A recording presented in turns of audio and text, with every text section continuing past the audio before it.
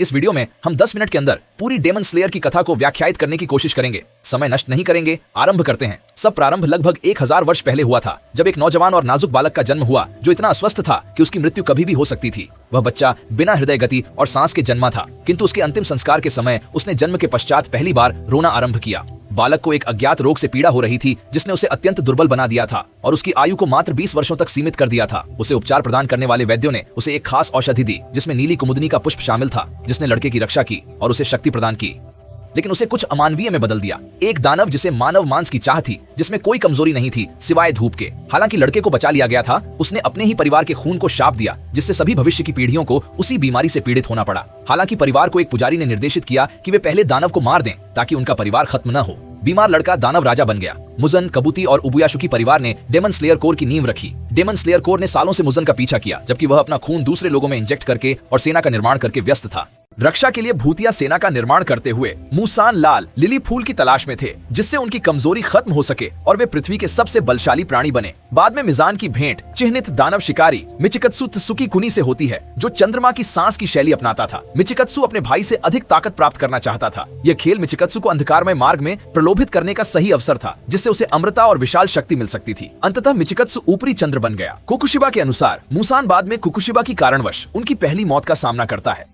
भाई दृश्य सुकुकुनी युरिची एक उल्लेखनीय दानव शिकारी था। उसके पास दैवीय शक्तियां थीं, जिसने दानव सम्राट को लगभग हरा दिया था। माजन जीवित बच तो गया, पर जीवन भर के लिए कलंकित हुआ युरिची की भयानक शक्ति से। मरणासन्न अवस्था में युरिची ने सुमियोशी कामाटा की पत्नी के अनुरोध पर, जैसा आप जानते होंगे, कामी कागुरा का प्रदर्शन किया और युगल को होसाना फूड़ा की बालियां भी प्रस्तुत की। कामाडो युगल उसके नृत्य से अभिभूत हो गए और उसे तुरंत अपना लिया। इस प्रकार महान तलवारबाज युरिची कामाडो परिवार से जुड़ गया। कुछ सदियों के बाद हमें कामाडो परिवार को एक पहाड़ के शिखर पर अवस्थित देखते हैं, जहाँ सबसे बड़े भाई को सिखाया जा रहा था।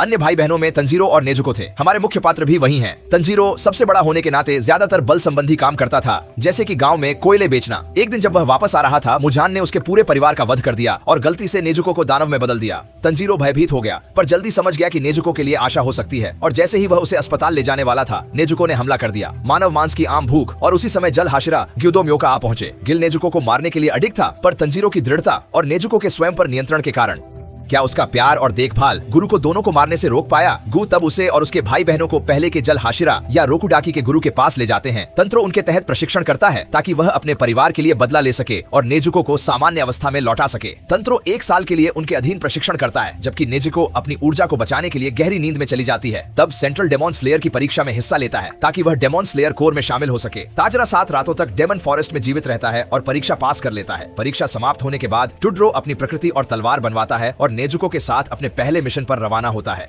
पहले अभियान पर तांजीरो नेजुको को एक विशेष बॉक्स में ले जाते हुए एक राक्षस का सामना करते हैं, जो खूनी दानव कला का प्रयोग करती है और गांव की लड़कियों को अगवा करती है। उनकी अगली मंजिल टोक्यो है, जहां वे मुजन से मुठभेड़ करते हैं। तांजीरो उस परिचित सुगंध का पता लगाते हैं और दानव राजा का परीक्षण करते हैं, लेकिन मुजन उन्हें मानव समझकर गुमराह कर देते हैं। तांजीरो एक दानव द्वारा विचलित हो जाता है, जबकि मुजन बच निकलता है। उन्हें तोमियोका से मिलवाया जाता है। और हाँ, युशिरो भी थे, जिन्होंने दानवों को मनुष्य में बदलने के लिए एक शक्तिशाली उपाय बनाने का दावा किया था। मुजन अपने महान भय को याद करते हैं जब वह सानेमी की बालियां देखते हैं।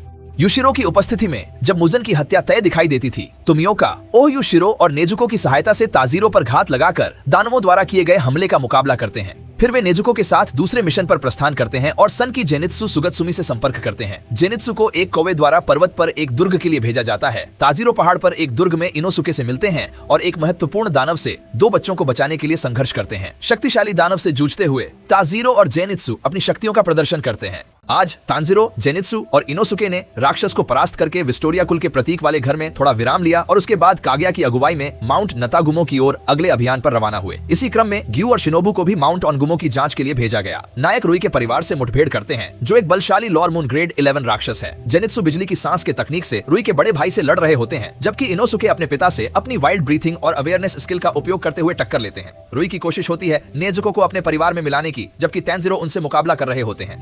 उसी समय तांजीरो हिंदू देवी कागुरा के नृत्य को स्मरण करते हुए अपनी वाटर ब्रीथिंग को सन ब्रीथिंग में परिवर्तित कर रुई के गले पर आक्रमण करता है, किंतु वहां पर घातक हमला करने में असमर्थ रहता है और गियू द्वारा बचाया जाता है, जो उसे नेजुको के साथ भागने का सुझाव देता है, क्योंकि गियू को सभी दुष्टों का अंत करने का आदेश प्राप्त होता है। भाई बहन को पकड़ लिया जाता है और डीमन स्लेयर कॉर्प्स के मुखिया कागया उबयाशिकी के सामने प्रस्तुत किया जाता है। शिनोबु और अन्य लोगों की जोर देने पर नेजुको पर हमले की योजना बनती है। भाई बहन को कुछ शर्तों के साथ मुक्ति दी जाती है कि यदि नेजुको किसी मानव को खा ले तो उसे तुरंत मिटा दिया जाएगा। साथ ही तानजीरो को भी। नेजुको को हत्या कर दी जाएगी यदि वह किसी मनुष्य को खाती है। इसके अलावा तांद्रो को जीवित रखा गया क्योंकि वह डीमॉन स्लेयर कोर का एकमात्र सदस्य था जिसने डिमोन किंग को सीधे देखा था। उसके बाद उन्हें अपनी रसेन इनोव्स्की के लिए समय देना है और जिनिया और कैनियो के साथ व्यापार कर उनकी श्वास तकनीक को सुदृढ़ करना है। इस बीच मोसाद निचले चांद के राक्षसों को मार डालते हैं, छोड़कर सिर्फ सप्तम रैंक को और उसे तानजीरो को मारने के लिए अपना रक्त प्रस्तावित करते हैं। त्रई को अनंत ट्रेन पर जाने का निर्देश दिया जाता है जहाँ वे फ्लेम पिलर से मिलते हैं। गोकू में तानजीरो हीरो कॉमिक कागुरा का पता लगाने की जांच करता है जहाँ पर एक गोकू बताता है कि उसके पिता के पास इसका ज्ञान हो सकता है। ट्रेन पर निचले चांद का सप्तम रैंक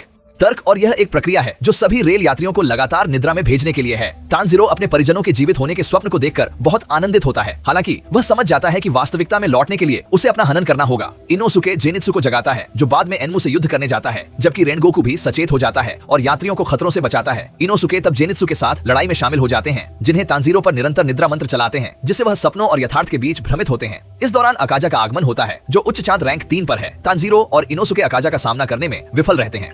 तांत्रो और अनुसुके अकाजा के खिलाफ कुछ भी नहीं कर पा रहे हैं और कोई गोकू उससे लड़ने की कोशिश करता है। रिनगोकू ने जिस लड़ाई के लिए बढ़िया प्रदर्शन किया उसके लिए अकिजा ने उसे एक राक्षस बनने का निमंत्रण दिया। रैंकोकू ने कहा कि वह एक इंसान है और मौत तक इंसान ही रहेगा। अकिजा ने गोकू को मार डाला और बच निकला। भोर में अकासा मुजान के पास लौटा लेकिन क्योजीरो की खबर सुनकर मुजान प्रभावित नहीं हुआ। एक व्याकुल तानजीरो ने क्योटो की गड़बड़ी को उसके घर ले जाकर अपने छोटे भाई सिंड्रेला और गोकू को उसका संदेश सुनाया। क्योजीरो के पिता ने अपने दिवंगत बेटे को बुरी तरह फटकार लगाई और उसके रिकॉर्ड्स को नष्ट कर दिया ताकि ताजिरा को कुछ भी न मिले।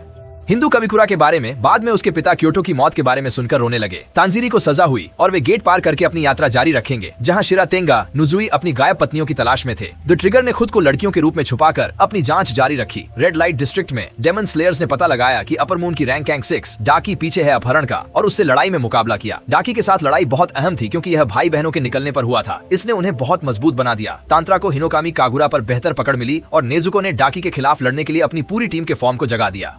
डाकी को पराजित करने के बाद उनके बड़े भाई गिटारो जो ऊपरी चंद्रमा रैंक 6 थे सक्रिय हो उठे क्योंकि वे एक ही शरीर में रहते थे। भाग्यवश राक्षस का शिरा और तांजीरो द्वारा अंत किया गया। तांजीरो कामादो ने अपने स्वभाव और तलवार को बदलने हेतु तलवार साज गांव का सफर किया। वहाँ तातारा श्रीमती तशिरा से यूरिची टाइप 0 प्रशिक्षण गुड़िया के विषय में सीखते हैं और उसके साथ अभ्यास करके गुड़िया का सिर काट देते हैं जिसमें से एक प्राचीन तलवार प्राप्त होती है। तलवार साज होतारू तलवार की मरम्मत का प्रस्ताव तांजीरो को देते हैं। इसी समय मोजार्ट ऊपरी चंद्रमा रैंक 4 और 5 का सफाया करने की आज्ञा देता है। पोर्ट्समाउथ टाउन में नेजुको, तांजीरो, जेनिया और मिजरी तथा मूवी तारो टोक्यो की सहायता से दानवों को हराया गया। नेजुको को सूर्य से अमृत की शक्ति मिली जिससे साउंड्स और भी आकर्षित हुआ और उसने नेजुको को अपनाने का संकल्प लिया। दानव योद्धाओं ने पहचाना कि मौजन का सामना करने के लिए उन्हें शक्तिशाली बनना जरूरी है, इसलिए हाशिरा प्रशिक्षण आरंभ किया। हाशिराओं के प्रशिक्षण के दौरान मोजार्ट ने काग्या का दौरा किया और उसे चुनौती दी। काग्या ने अपने परिवार के साथ अपना आवास नष्ट कर दिया। मौजन के खिलाफ संघर्ष में तमियो प्रकट होते हैं और अपने बेटे को एक दवा से घोंपते हैं जो राक्षसों को मानव में बदल देती है। टॉमी ओह प्रकट होता है और हम पर एक ऐसा दवा का वार करता है जो दानवों को मनुष्यों में बदल देता है ताकि उसे कमजोर किया जा सके। दुर्भाग्य से बाद में मुजद द्वारा उसकी बेटी दानव की हत्या कर दी जाती है। इसी बीच सभी हाशिरा और युवा दानव शिकारी मुसान को घेर लेते हैं।